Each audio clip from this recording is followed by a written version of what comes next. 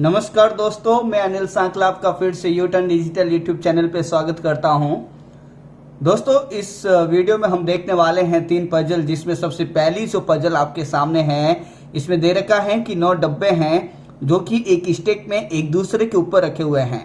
दोस्तों, यहाँ पर जो डिब्बों की संख्या है वो 9 है और 9 डिब्बे एक दूसरे के ऊपर रखे हुए हैं और इसने बोला कि F और H के मध्य जो है 4 डिब्बे रखे हुए हैं। दोस्तों, F और H के बीच में 4 डिब्बों के बारे में बात हुई है। इसका मतलब F अगर ऊपर हुआ तो इसके नीचे यहाँ पर 4 डिब्बे होंगे और फिर यहाँ पर H होगा। दोस्तों, ऐसा भी हो सकता है कि H ऊपर आ जाए और 4 डिब्बों के बाद में F नीचे आ जाए। तो दोस्तों, F और H के बीच में 4 डिब्बे यहाँ पे दे रखे हैं, तो इसके 2 अलग अलग केस बनेंगे। आगे बढ़ते हैं और आगे इसने बोला कि H के ऊपर 4 से अधिक डिब्बे हैं। दोस्तों, यदि मैंने ये वाला केस लिया, सेकंड वाला केस, तो इसके ऊपर 4 से अधिक मतलब 5 या 6 होंगे और 5 या 6 वो हो गए और यहाँ पे ये 6 हो गए। दोस्तों, तो ये तो 9 डिब्बों से ज्यादा हो जाएंगे। इसका मतलब यहाँ पर जो F और H के बीच में जो 4 डिब्बे थे और H के ऊपर 4 डिब्बे से अधिक आएंगे। इसका मतलब ये वाला केस हम ले नहीं सकते। तो इसमें जो केस लगेगा दोस्तों, ये पहला केस ही लगेगा। तो यहाँ पर जो है F और H के बीच में 4 डब्बे, तो मैं यहाँ पे 4 जगह बना लेता हूँ, जिसमें F आ गया। उसके बाद में 4 डिब्बे दोस्तों यहाँ पर मैं नाम लिखूंगा और 4 डिब्बों के बाद में जिसका नाम आएगा वो H होगा। तो दोस्तों, H ऊपर क्यों नहीं आएगा, F नीचे क्यों नहीं आएगा, उसका रीजन यही है कि H ऊपर आ गया तो उसके ऊपर 4 से अधिक डिब्बे और रखने पड़ेंगे इस लाइन को सही करने के लिए, और उस वक्त फिर 9 से ज्यादा डब्बे हो जाएंगे उस पंक्ति में, तो इसलिए वो वाला केस गलत हो जाएगा। तो दोस्तों, इस पहली और दूसरी लाइन से हमने इतनी पजल बना ली है और ये आपका इतना लाइन बन चुका है। इस लाइन में 4 और 2 यहाँ पर 6 बैठ चुके हैं। दोस्तों, 6 डिब्बे यहाँ पर आ चुके हैं। आगे बढ़ते हैं और आगे इसने बोला कि B और C के मध्य 2 डिब्बे रखे गए हैं। दोस्तों, अभी B और C आया नहीं है, तो इसमें अपन साइड में हिंट लिखेंगे। इधर B और C के बीच में 2 डिब्बे हैं, तो B ऊपर है या C नीचे, इसमें भी डाउटफुल केस है, लेकिन इनके बीच में 2 डिब्बे तो आएंगे ही आएंगे। दोस्तों, आगे इसने ये बोला कि C जो है H के ऊपर रखा हुआ है। दोस्तों, B और C के बीच में 2 डिब्बे तो होंगे और C H के ऊपर कहीं होगा। इसका मतलब ये मैंने यहां पर लाइन खींच ली है। आगे बढ़ते हैं दोस्तों, आगे लिखा हुआ है कि E और D के मध्य 3 डिब्बे रखे हुए हैं। E और D के बीच में 3 डिब्बे यहाँ पे रखे हुए हैं, लेकिन यहाँ पे फिर से डाउटफुल केस है कि E ऊपर होगा या D ऊपर होगा, तो यहाँ पे अभी कंफर्म नहीं है। लेकिन जैसे ही अगली लाइन पढ़ोगे तो इसने बोला D F के ठीक ऊपर रखा हुआ है। इसका मतलब F यहाँ पर है तो D यहाँ पर आएगा। तो दोस्तों, यहाँ पर जो है 7 डब्बे सेट हो चुके हैं। D F और H 3 और ये बीच में 4, तो 7 डिब्बे सेट हो गए। तो 2 ऊपर आएंगे या फिर 2 नीचे आएंगे या फिर 1 ऊपर या 1 नीचे। इसके अलावा कोई भी तीसरा केस बनेगा नहीं। लेकिन दोस्तों, एक बात तो ये है कि यहाँ पर 7 डिब्बे आ गए, 2 डिब्बे बाकी, तो D के ऊपर तो हम E नहीं लिख सकते, नहीं तो D के ऊपर 4 डिब्बे आ जाएंगे, 3 और 1 E तो 4। तो यहाँ पर पंक्ति में 9 से ज्यादा डिब्बे हो जाएंगे, जो कि गलत हो जाएगा। तो D और E के बीच में जब 3 डिब्बे रखने हैं, तो अब D के नीचे ही कहीं E आएगा। तो E जो है D के 3 छोड़ के लिखूंगा, तो F को छोड़ दिया और 2 डिब्बे यहाँ पे छोड़ दिए। इसका मतलब जो E आएगा वो यहाँ पर आएगा। दोस्तों, तो ये वाला पॉइंट भी आपका क्लियर हो चुका है। अब हम आगे बढ़ने वाले हैं। दोस्तों, आगे लिखा हुआ है दोस्तों कि C जो है और A के मध्य में 3 से अधिक डिब्बे रखे हुए हैं। तो दोस्तों, C तो H के ऊपर ही कहीं आएगा। C यहाँ पर रखता हूं तो A हो सकता है कि 3 से अधिक ऊपर आ जाए या फिर नीचे आ जाए, या C यहाँ पर रखूंगा। लेकिन सर, C यहाँ पर है तो A नीचे नहीं आएगा, क्योंकि 3 से अधिक रखोगे तो ये पंक्ति ज्यादा हो जाएगी बड़ी। C यहाँ पर रखने से दोस्तों हो सकता है कि ये ऊपर नीचे आ जाए। तो दोस्तों, C यहाँ पर आ सकता है और यहाँ पे आ सकता है, F के तुरंत नीचे, या फिर 1 छोड़ के F के नीचे यहाँ पे C आ सकता है। लेकिन दोस्तों, F के नीचे 1 छोड़ के यदि आपने C लिखा, यहाँ पे E के जस्ट ऊपर यदि आपने C लिखा, तो दोस्तों 2 छोड़ के B नहीं आ पाएगा, क्योंकि यहाँ पर D लिखा हुआ है। और यदि यहाँ पे C लिख दिया तो दोस्तों 2 छोड़ के फिर से यहाँ पर B नहीं आएगा, क्योंकि ऊपर नीचे आ सकता है B, लेकिन नीचे तो H दे रखा है। इसका मतलब यहाँ पे जो C आएगा वो यहाँ पर H के तुरंत ऊपर भी आ सकता है, F के नीचे, तो अभी आगे बढ़ते हैं। दोस्तों अगर मैंने यहाँ पर सी रख दिया, ध्यान से देखें यहाँ पे सी, तो 2 छोड़ के यहाँ पे बी रखना पड़ेगा, और यहाँ पे बी रख दिया तो उसके ऊपर जो है ए को बी के ऊपर रखना है, तो ए इसके ऊपर आएगा। ऐसे करके यहाँ पर 1 2 3 4 5 6 7 8 और 9 डब्बे हो जाएंगे, और इस 9 डब्बों के बाद में जो बचेगा वो जी और के, और जी और के फिर इन्हीं जगह पर आएगा, और इन जगहों के बीच में जो एक डब्बा ही होगा, लेकिन इसके बीच में 2 से अधिक डिब्बे, ये वाला पॉइंट गलत हो जाएगा। इसका मतलब इस पजल में सी यहीं पे आएगा दोस्तों, यहां से कैंसिल हो गया। अब सी अगर यहां आ गया तो फिर 2 छोड़ के बी आना है, तो दोस्तों 2 छोड़ के एफ के तुरंत नीचे बी आएगा, तो ये वाला पॉइंट भी आपका क्लियर हो गया। सी एच के ऊपर होना चाहिए, ये वाला पॉइंट भी आपका क्लियर हो गया दोस्तों। अब आगे इसने बोला कि ए को बी के ऊपर रखा गया, तो दोस्तों बी यहाँ पर है, उसके तुरंत ऊपर एफ है, और एफ के तुरंत ऊपर डी है। ए को बी के ऊपर, इसका मतलब ए यहाँ पर लिखना पड़ेगा। तो 1 2 3 4 5 6 7 और 8 डिब्बे तो सेट हो गए हैं। आगे अब हमको जी और के को सेट करना है, जी और के को सेट करना है, लेकिन इसने बोला के तो सी के ऊपर नहीं रखा गया, तो दोस्तों यहाँ पे के रखेंगे या ऊपर कहीं रखेंगे तो सी के ऊपर आ जाएगा। के को सी के ऊपर मना कर दिया, इसका मतलब के सबसे नीचे आएगा। जैसे ही के यहाँ पर आया तो बचा हुआ जी यहाँ पर आएगा। तो दोस्तों ये भी आपका लास्ट वाला पॉइंट सेट हो गया कि जी और के के मध्य 2 से अधिक डिब्बे होने चाहिए, तो जी और के बीच में 2 से अधिक यहाँ पर 3 डिब्बे सेट हो गए। तो दोस्तों आपकी जो पजल बनी है ये बिल्कुल सही है।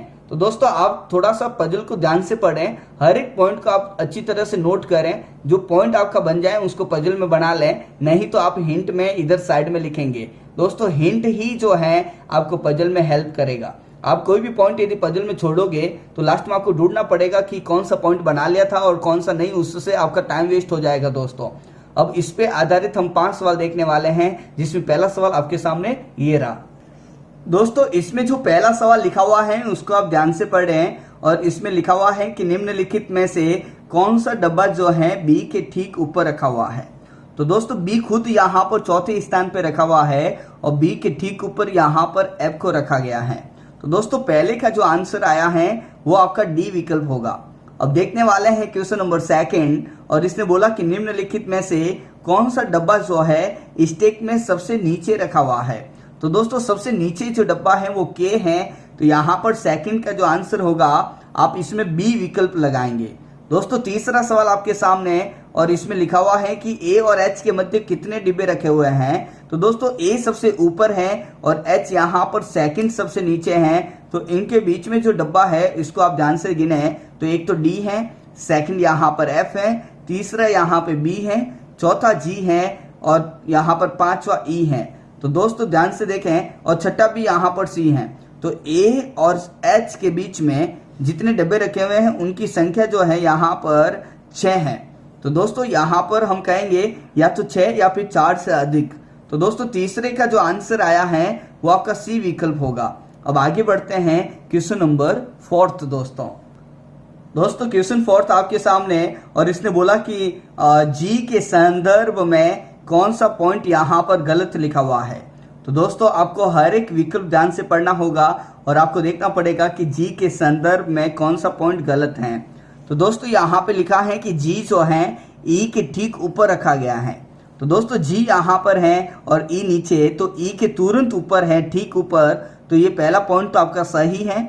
आगे इसने बोला कि ए और जी के मध्य 2 से अधिक डब्बे नहीं हैं। तो दोस्तों ए यहाँ पर है, जी यहाँ पर है, इनके मध्य 3 डब्बे रखे हुए हैं। इसने बोला 2 से अधिक डिब्बे नहीं है, तो ये गलत हो गया दोस्तों। आगे इसने बोला कि सी और जी के मध्य 1 डब्बा रखा गया है। तो दोस्तों सी और जी के बीच में ई है और ये एक ही डब्बा है, तो ये वाला फिर से सही हो गया। दोस्तों आगे लिखा हुआ है कि जी के ऊपर 3 से अधिक डिब्बे रखे गए हैं। तो दोस्तों जी यहाँ पर है और इनके ऊपर जो है ए, डी, एफ और बी 3 से अधिक डिब्बे ही रखे हुए हैं, तो ये वाला पॉइंट भी आपका सही है। तो इसने बोला कौन सा गलत है दोस्तों, तो केवल आपका बी ही आपका यहाँ पे गलत है। बी और डी यदि गलत होते तो आप ई लगाते। तो दोस्तों 4 का जो आंसर होगा उसमें आपका बी विकल्प बिल्कुल सही होगा। तो आगे बढ़ते हैं क्वेश्चन नंबर 5 आपके सामने, और इसमें बोला कि कौन सा डब्बा जो है डब्बे सी के ठीक नीचे रखा गया। तो दोस्तों सी यहाँ पर लिखा हुआ है और सी के ठीक नीचे यहाँ पर एच रखा गया है। तो 5वां का जो आंसर आएगा दोस्तों वो बी विकल्प होगा। आई होप कि ये 5 सवाल आपको समझ में आए होंगे जो कि एक ही पजल के हैं। अब आपकी पजल जो है सेकंड आपके सामने आने वाली हैं। तो दोस्तों पजल सेकंड आपके सामने ये रही। दोस्तों अगले सवाल में यहाँ पर सेकंड पजल देखने वाले हैं जिसमें लिखा हुआ है कि 7 व्यक्ति एक पंक्ति में बैठे हैं। दोस्तों 7 व्यक्ति हैं, वो एक पंक्ति में इस प्रकार बैठे हैं कि कुछ व्यक्तियों का चेहरा दक्षिण की ओर है जबकि कुछ व्यक्तियों का चेहरा उत्तर की ओर उन्मुख है। तो दोस्तों आप ध्यान रखें, यहाँ पर चेहरा फिक्स नहीं दे रखा है कि उत्तर में है कि दक्षिण में, तो थोड़ा सा बाएं दाएं का यहाँ पे फर्क पड़ेगा। लेकिन एक पॉइंट ये है कि इसमें व्यक्ति जो है टोटल 7 ही होने चाहिए। दोस्तों इसने बोला कि 3 से अधिक व्यक्ति आर के बाईं ओर बैठे हैं जो अंतिम छोर पर नहीं बैठा है। तो दोस्तों 3 से अधिक व्यक्ति आर के बाईं ओर होने चाहिए और आर जो है किसी किनारे पे नहीं होना चाहिए। तो दोस्तों आर का चेहरा चाहिए होगा। दोस्तों आर का चेहरा उत्तर में करूंगा तो बाएं दाएं अलग होगा, आर का चेहरा दक्षिण में करूंगा तो बाएं दाएं अलग होगा। तो यहाँ पे जब आप आगे पढ़ोगे तो इसने बोला कि आर जो है उत्तर की और उन्मुख है। तो दोस्तों एक काम करता हूं, यहाँ पे आर बैठा देता हूं और इसका चेहरा जो है मैं उत्तर दिशा में बना लेता हूं। जब चेहरा उत्तर दिशा में ऊपर होता है तो बाया इधर होगा, दाया इधर। और इसने बोला कि 3 से अधिक व्यक्ति आर के बाईं ओर बैठे हैं। इसका मतलब यहाँ पे हम 4 तो बैठा ही देते हैं, अधिक भी हो सकते हैं लेकिन अभी फिक्स नहीं हुआ।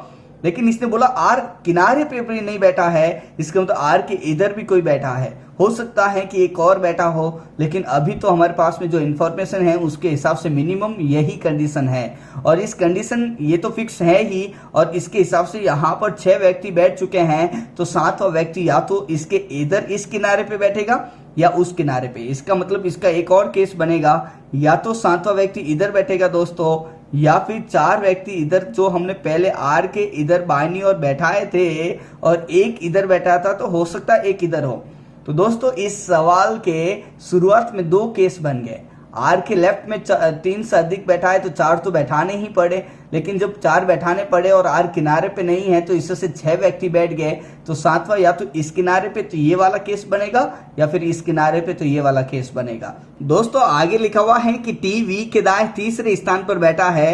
इस पॉइंट को हमने अभी छोड़ दिया है क्योंकि यहाँ पर वी आया नहीं, लेकिन जैसे ही आप आगे पढ़ोगे तो इसने बोला कि 2 से अधिक व्यक्ति वी और आर के मध्य बैठे हैं। दोस्तों वी और आर के मध्य 2 से अधिक व्यक्ति बैठे हैं तो वी इधर आएगा नहीं और इधर भी नहीं आएगा, क्योंकि दोस्तों वी और आर के बीच में 2 से अधिक व्यक्ति बैठे होंगे तो वी यहाँ पे तो एक भी नहीं बैठेगा, वी यहाँ पर तो एक ही बैठ पाएगा बीच में। इसका मतलब वी इन दोनों केस में इधर ही आएगा, और जब वी इधर ही आएगा तो इसने बोला कि वी के दाएं तीसरे स्थान पर टी बैठा, तो दोस्तों वी इधर ही आएगा और वी और आर के बीच में 2 से अधिक व्यक्ति, तो यहाँ पर वी होगा तो इधर तीसरे स्थान पे मतलब 2 छोड़ के इधर टी हो जाएगा, और यहाँ पे वी आ गया तो इधर 2 छोड़ के टी आ जाएगा। तो इसके फर्दर 2 यहाँ पर एक और केस बनेगा, तो यहाँ पर साथ में ही बना लेता हूँ जिसमें 5 व्यक्ति आर के पहले से इधर हैं दोस्तों, इसका चेहरा उत्तर दिशा में और एक यहाँ।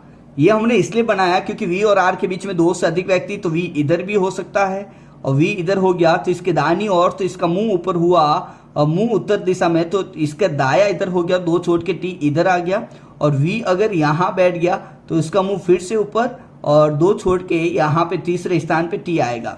लेकिन इस केस में बात करें तो 2 से अधिक यदि हम यहाँ पर वी और आर के बीच में बैठाएंगे तो वी इधर आएगा नहीं, क्योंकि 2 से अधिक तो 2 ही हो पाएंगे, तो इस केस में वी इधर ही होगा।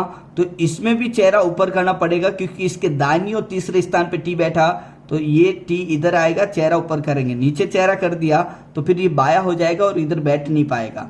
तो दोस्तों यहाँ पे आते आते इस पॉइंट से दोस्तों एक और केस इसका बन गया जो कि आपके सामने ये रहा। तो 3 यहाँ पर केस चलेंगे, ये पहला है, ये दूसरा है और ये तीसरा केस मैंने यहाँ पर बनाया दोस्तों। ऐसे ही आपको एग्जाम में करना होगा, इसके अलावा कोई भी रास्ता दूसरा नहीं है। तो दोस्तों आगे बढ़ते हैं। दोस्तों आगे लिखा हुआ है कि क्यू जो है पी के बाईं ओर बैठा है, जो पंक्ति के किसी एक अंतिम छोर पर बैठा है। तो दोस्तों यहाँ पर जो आया है पी के लिए, तो पी जो है पंक्ति के किनारे पे बैठा है। दोस्तों इस केस में इस किनारे पे वी आ गया तो पी इसी किनारे पे आएगा, और क्यू पी के बाईं ओर है तो पी का चेहरा ऊपर होगा, तभी तो इधर बाईं ओर कहीं क्यू आएगा। इस केस में भी P इधर ही आएगा और इसका चेहरा ऊपर करेंगे दोस्तों, तभी ये बाया होगा। लेकिन ये नहीं बताया कि Q P के साथ साथ में है, बाईं ओर बोला, लेकिन एक छोड़ के दो छोड़ के भी हो सकता है। तो इसमें दोस्तों मैंने ऐसे लिख दिया कि P के बाईं ओर जो है यहाँ पर कहीं Q आएगा। तो आगे बढ़ते हैं, आगे चलेंगे तो आगे इसने बोला कि 3 व्यक्ति S और U के मध्य में बैठे हैं। तो दोस्तों 3 व्यक्ति बैठाने हैं, तो इसमें S और U के बीच में जब आप बैठाओगे तो S इधर बैठाओगे, U इधर बैठाओगे, तभी बीच में 3 होंगे, या S इधर U इधर, तो 3 बीच में होंगे।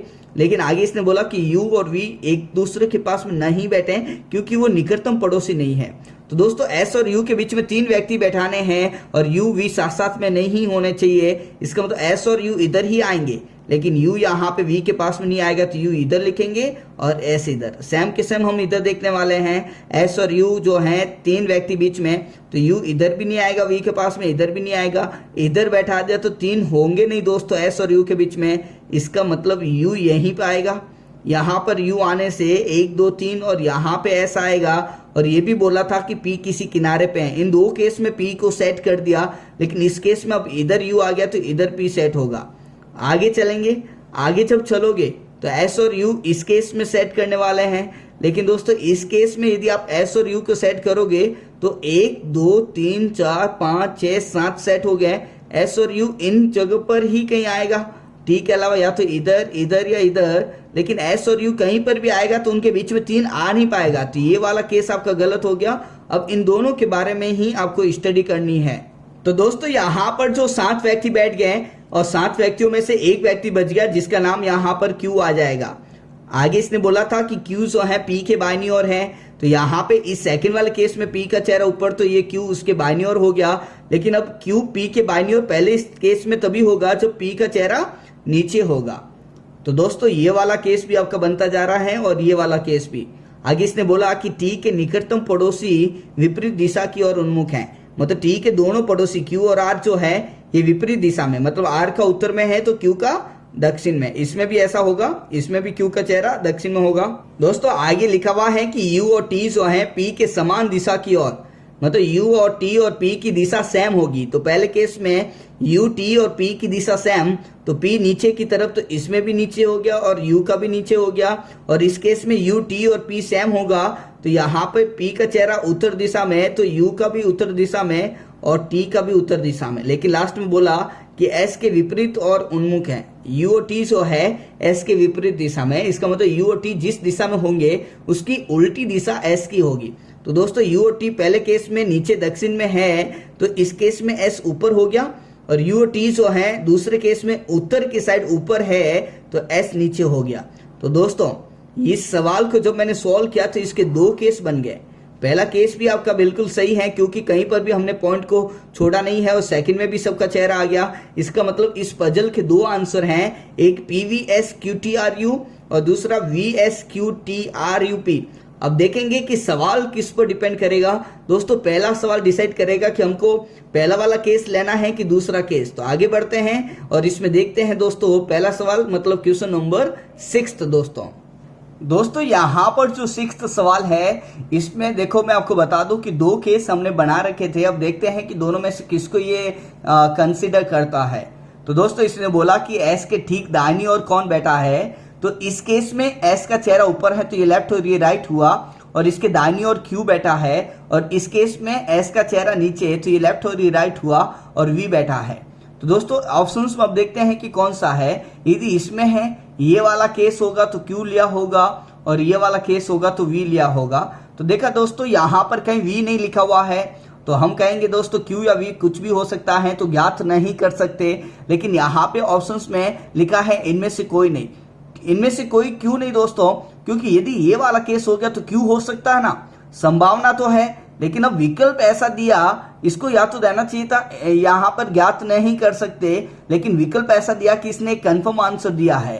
तो S के ठीक दाहिनी ओर कौन बैठा है, तो हम कहेंगे दोस्तों Q यहाँ पर बैठा है।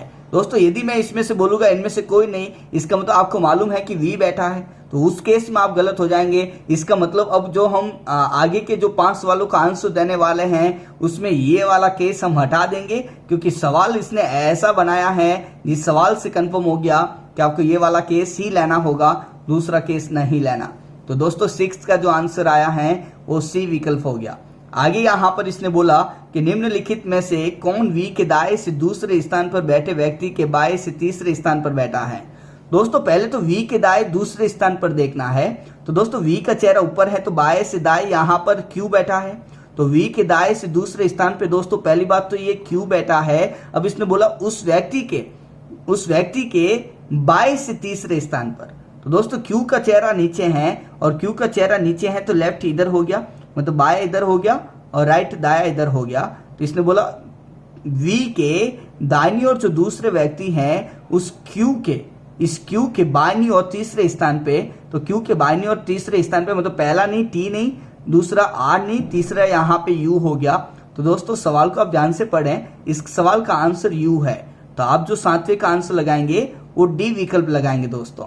अब आपके सामने 8वां सवाल बचा हुआ है और इसमें बोला कि आर के ठीक बाएं बैठे व्यक्ति और पी के मध्य कितने व्यक्ति बैठे हैं। दोस्तों पहली बात तो ये कि आर के ठीक बाईं ओर कौन है। तो दोस्तों आर के ठीक बाईं ओर जो है लेफ्ट में वो टी है। तो आर के ठीक बाएं वो टी है और इसने बोला पी के मध्य। तो दोस्तों टी और पी के मध्य कितने व्यक्ति बैठे हैं। तो पहली बात तो वी एस और क्यू यहाँ पर 3 व्यक्ति बैठे हैं। तो एकदम बीच में पूछे तो एस, लेकिन इसमें बोला कि इनके टी और पी के बीच में कितने बैठे हैं। तो यहाँ पर आंसर होगा 3 व्यक्ति बैठे हैं। तो इसका 8वें का जो विकल्प हुआ है वो बी विकल्प हुआ। तो दोस्तों अब आगे बढ़ते हैं क्वेश्चन नंबर 9। दोस्तों यहाँ पर जो 9th सवाल है इसमें दे रखा है कि इन 5 विकल्पों में से 4 विकल्प निश्चित रूप से एक जैसे हैं, एक विकल्प उन 4 जैसा नहीं है, अलग है। तो आपको बताना है कि कौन सा अलग है, मतलब संबंधित नहीं है, उन 4 जैसा नहीं है। तो दोस्तों P Q T U S है। तो पी यहाँ पर है, क्यू यहाँ पर है, टी यहाँ पर है, यू यहाँ पर है और एस यहाँ पर।